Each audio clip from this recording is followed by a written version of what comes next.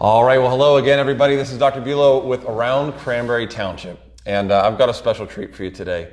As many of you know, I practice chiropractic in Cranberry, and I like to go around on Thursday mornings and meet local business owners and service professionals around Cranberry.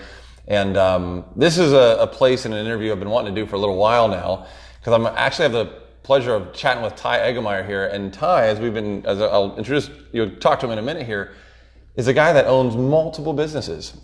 Keystone Shooting Center just being one of many.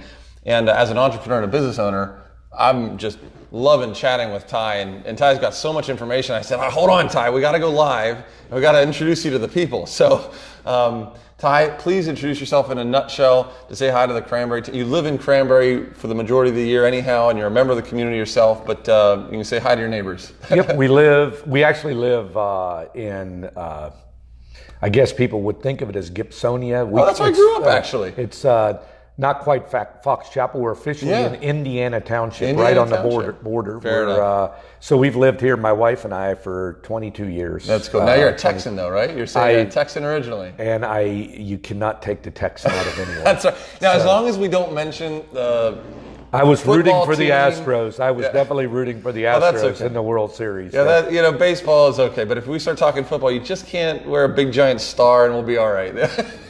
But so Ty has been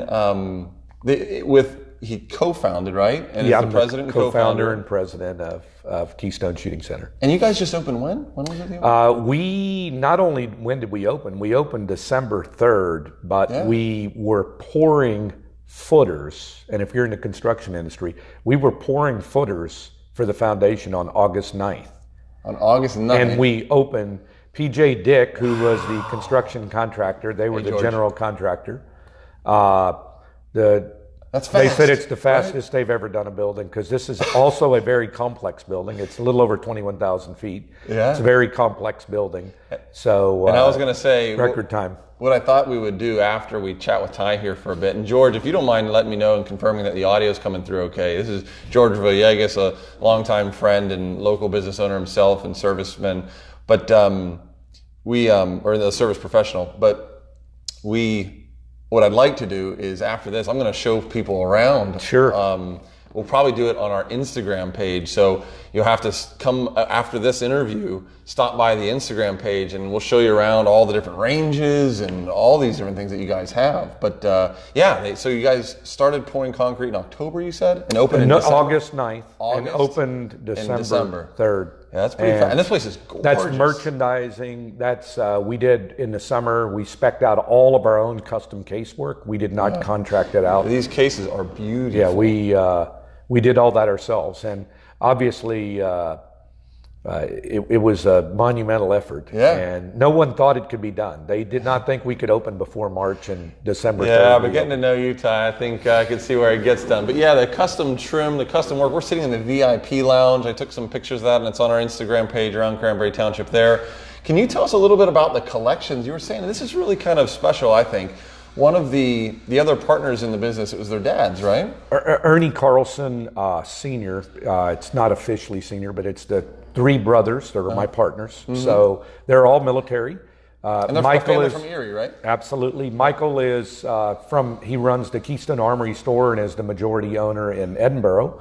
And he was a sniper. He served in Iraq. The three brothers have served 5 active duty tours, all in combat. Wow. The two twin brothers, who are the oldest, are Eric and Ernie, and they both fly helicopters. Ernie is a major, he's in the National Guard, but he just was activated.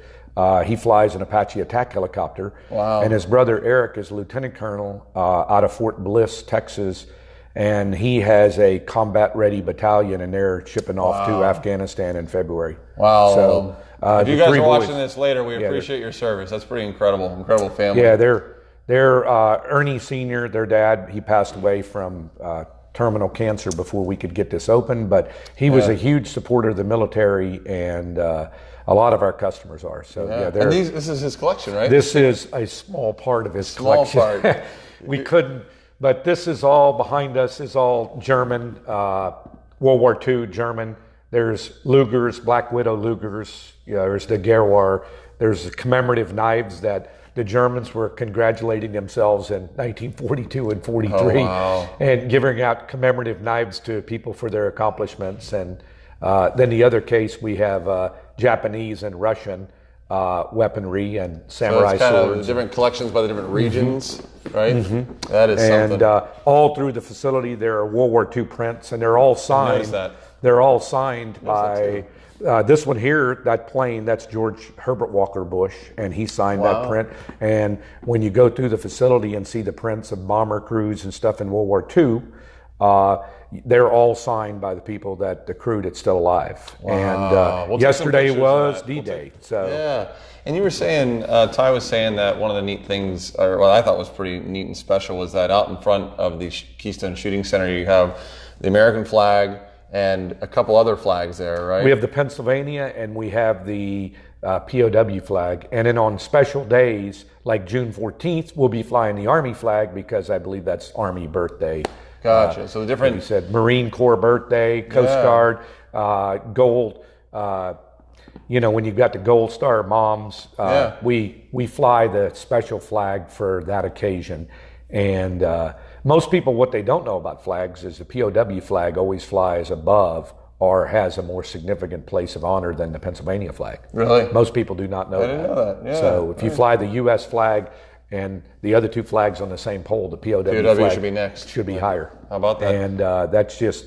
some respect there for sure. Yeah, it's definitely. Was that always part of the vision, was to pay a specific respect in your business and industry towards our servicemen and women? Was that just kind of part of the business plan, if you will, or just kind of naturally evolved just based on who you guys are? It's natural. It's so instinctive. We don't even think about it. If you said what we really built the facility for, when you walk around, is we think that a lot of gun stores and ranges, that the people are rude, arrogant. They're not customer oriented, and we thought of this just as any other business. We're here, we always think this, we're here to empower, to help, and to train. So even our gun cases, which the cases all on the showroom floor are just like this, there isn't a counter with a clerk and then you have to ask specifically, and you feel like there's a line, or some of our competitors, you take a number,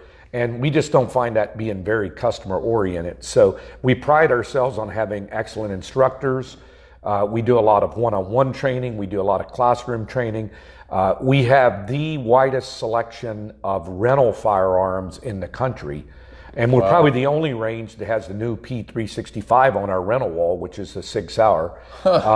We also have a full selection of automatic weapons, including the M249 SAW, which is what the Army and the Marines use for their machine gun. That's the current machine gun issue.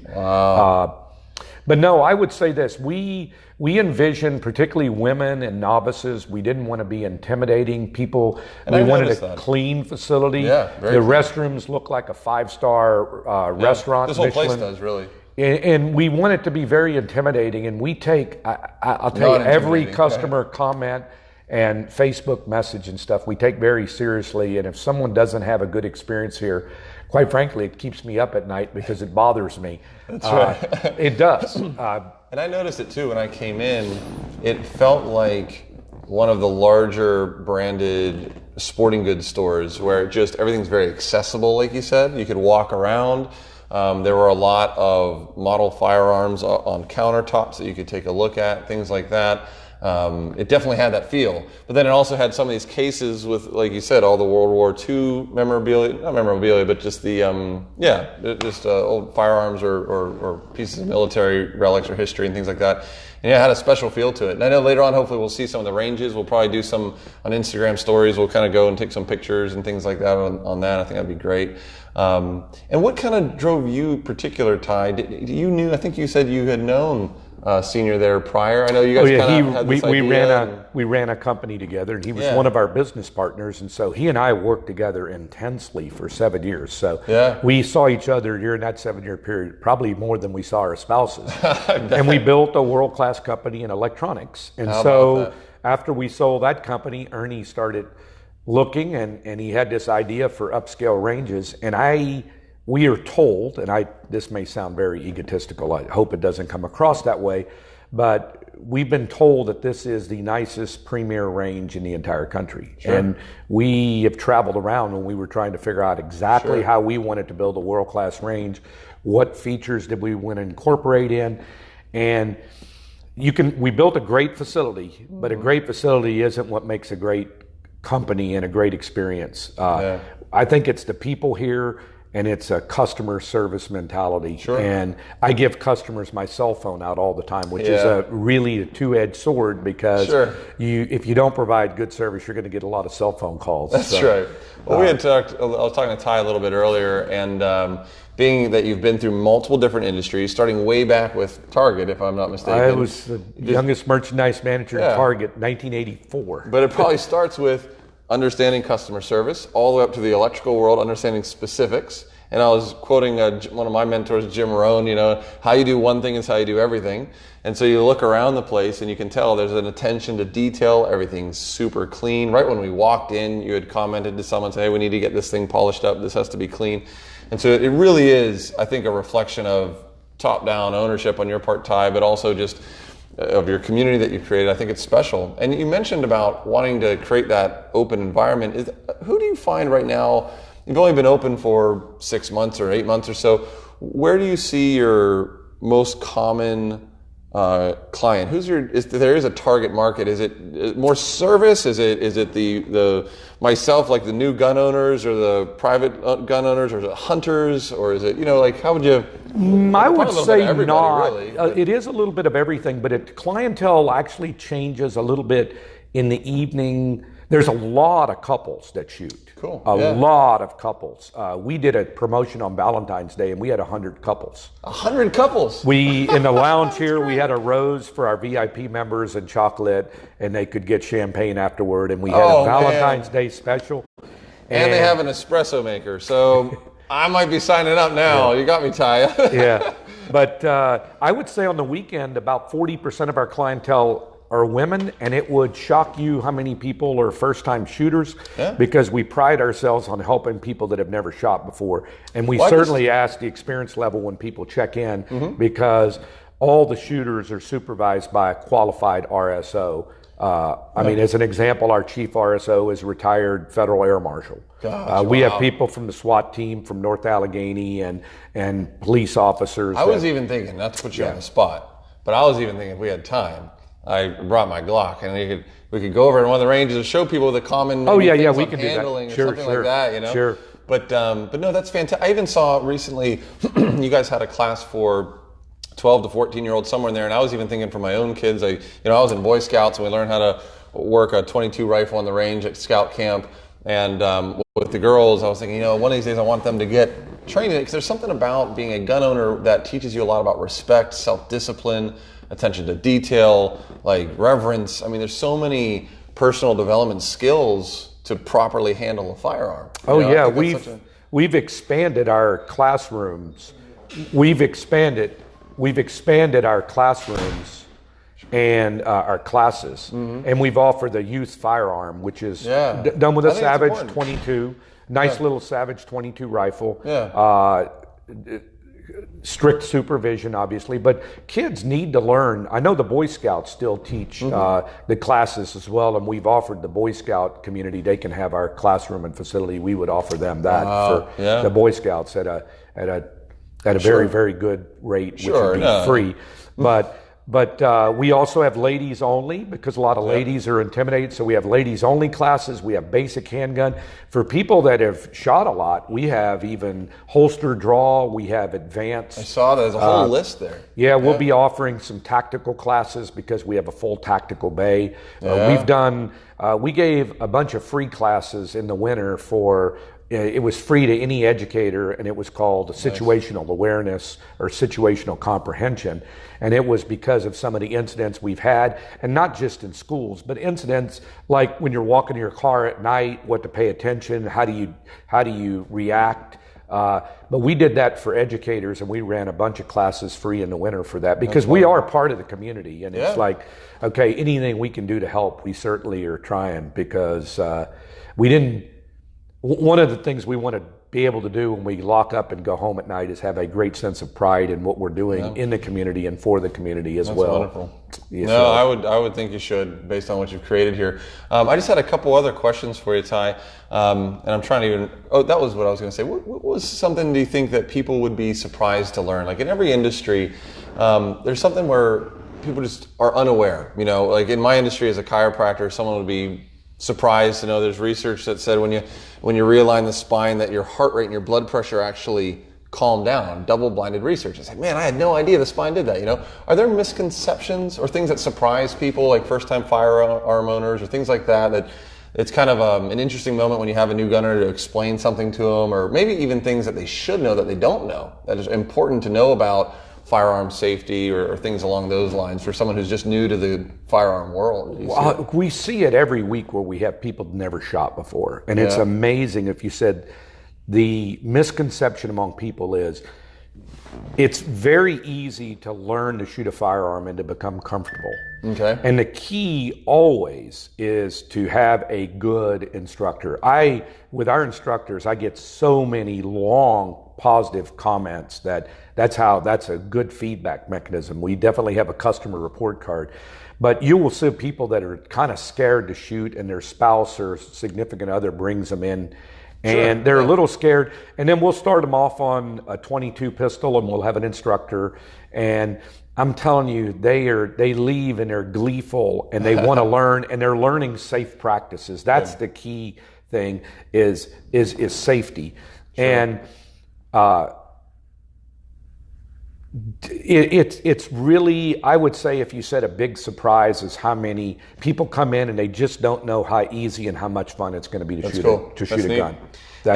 And what's and this is one of my favorite questions, and it's one of my last, is what is your favorite thing about this particular? I mean, you have different industries, right? Different things. Mm-hmm. You've been in this one for 6+ months. What do you get the most juice out of with this one? What do you like about it? What keeps you coming back? Or here at 6, 7 a.m. you were saying? It's the people. Yeah. It's the customers. It's the customers probably. I mean, it's also the employees, but I have that in other businesses I'm associated with that's rewarding. Mm-hmm. But it's the customers. Sure. When I had a call the other day and a customer comes in and actually we scratched his gun because he had a round that wouldn't eject. And he handed, quite frankly, the RSO a Leatherman tool, and the RSO scratched his favorite gun, a gouge in his favorite gun. And we gave him the options on what to do. And the only true way to fix his gun so that he was going to be happy was send it back to Sig Sauer because it was his favorite Sig Sauer pistol. And he called me the other day and he had gotten it. We had received the firearm back and reassembled it and everything. And he was just so delighted. Mm-hmm. And he thanked me. And we do occasionally make mistakes, but it's how do you react, because it wasn't a question of what it was going to cost us. We made a mistake. And he was so appreciative, and he's a very kind gentleman as well, but he was so appreciative. It just makes your whole day. Yeah. Because I always say that in business, if you do something wrong, someone will tell 20 people.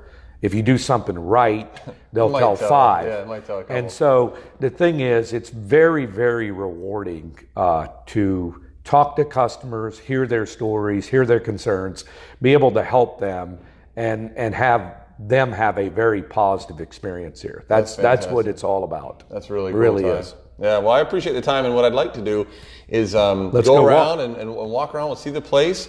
Thank you guys for watching the live show here. This is going to stay on our Facebook page, but if you want to see around the building and see some of a tour of the ranges and things like that, please join us over on our Instagram page. I'll probably share some photos on the Facebook page later, but you can check it real time in our stories and feeds there. And please share it. I mean, you never know. You may have neighbors and friends and family that want to learn about Keystone Shooting Center or some of the other places around Cranberry Township. So please share the video and be a part of the community. Thanks so much, guys. Thank you, Ty. All right, guys, we'll talk to you soon.